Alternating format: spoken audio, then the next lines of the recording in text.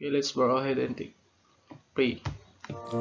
Let us feel the presence of God within our midst.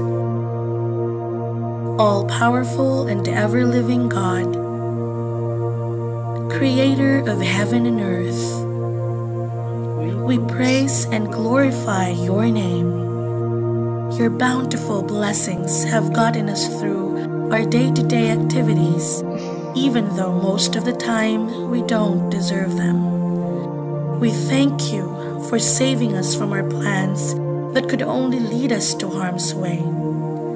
God, we ask for your forgiveness in times when we think we can do things on our own. Enlighten us to seek you in times when we are tempted to cheat, bully, or hurt anyone. And may we be reminded that whatever we do to the least of your people, we do unto you. Now, as we start a fresh learning adventure, may we implore you to always be with us as we pray in the name of our Savior, Jesus Christ. Amen.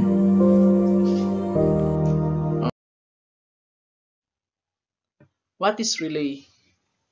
Relay is an electrically operated switch that opens and closes circuits. It receives an electrical signal and then sends it to other equipment. Yung relay is like ito yung nagbibigay ng open and close circuits sa mga so ito yung minsan ito yung ginagamit nila sa mga motor ganun. Kasi kung walang relay, direct yung DC power dun sa mga LED natin, so kaya masisira din yon. Kaya merong relay. Next, the types of relay. Current relay, ito na yung ginagamit nila sa mga kuryente relay. Based on the circuit through its coil.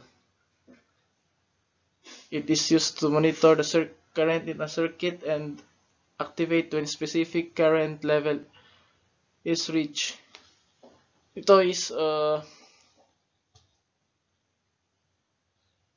protection purposes such as preventing overloads. Itong relay na to ginagamit natin sa ating mga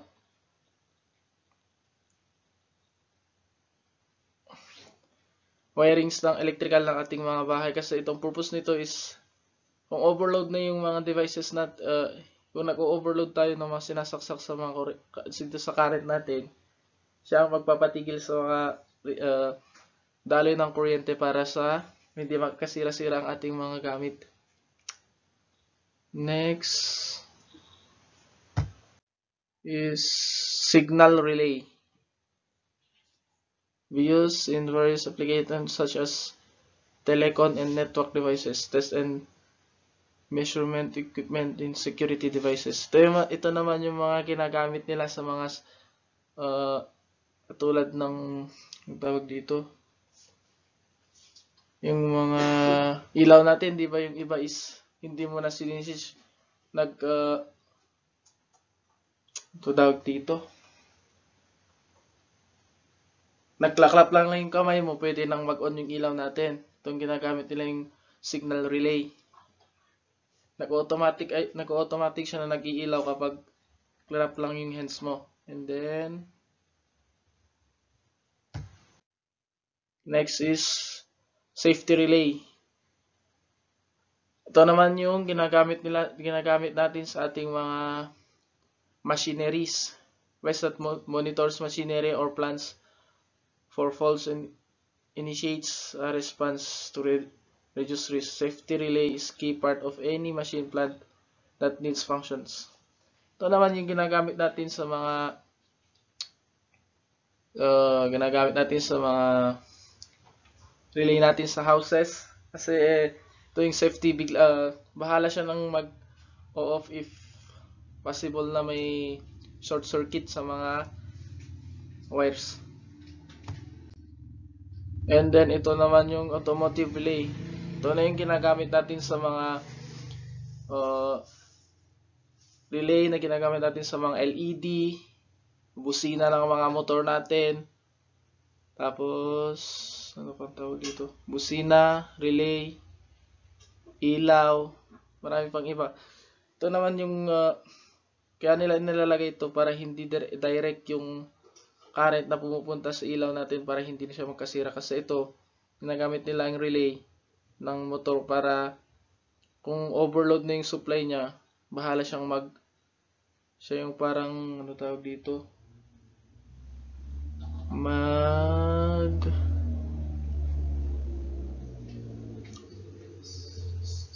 Tawag nakalimutan ko na dito. Para hindi siya hindi siya direct sa ilaw natin para hindi sumabog. And then types of electronics relay, ito naman thermal relay. Important protective advice that safeguards electrical equipment from overheating. Ito naman yung ginagamit nila sa ating mga current sa overheating naman. Kasi kung nag-overheat and overloading conditions. Kaya meron itong relay na to, kahit mag-overload ka sa mga saksakan sa mga bahay-bahay, hindi siya direct na sasabog dun sa may fuse. Ito muna, sasabog muna tong thermal relay or siya muna mag-hold dun sa init ng mga overloading and overheating ng ating mga saksakan. Next is type of electronics relay, frequency relay.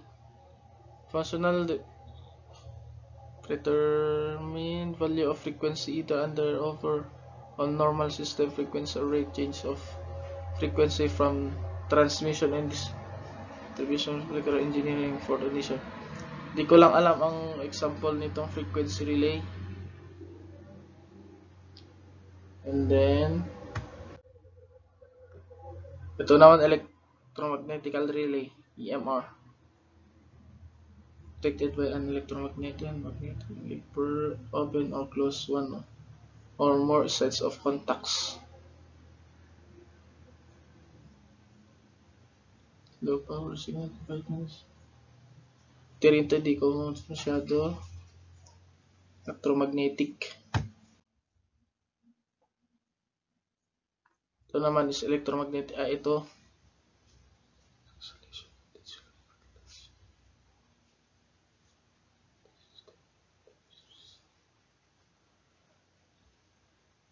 Is used for where large electrical loads needs to be switched using signals. It is also used to provide electrical isolation between high voltage and low voltage. Ito naman yung low voltage to high voltage or high voltage to low voltage to provide protection and voltage system and the users.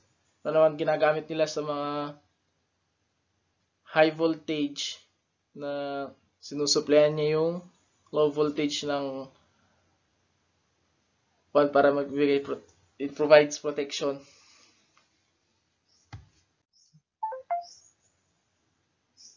Differential relay. It's a protective device used in electrical system to detect faults. Ito naman yung relay na Ito naman yung ito naman yung nagdi-detect. Protective device used to electrically system detect faults comparing the difference in current between two or more points.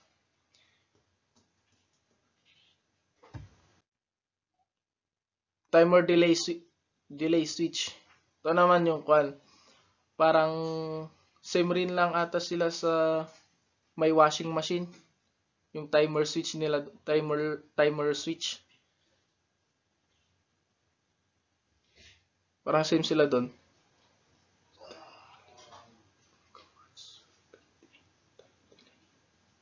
Parang same sila doon sa may ng washing machine. Next is switch device that integrates coil around or more needs read switch.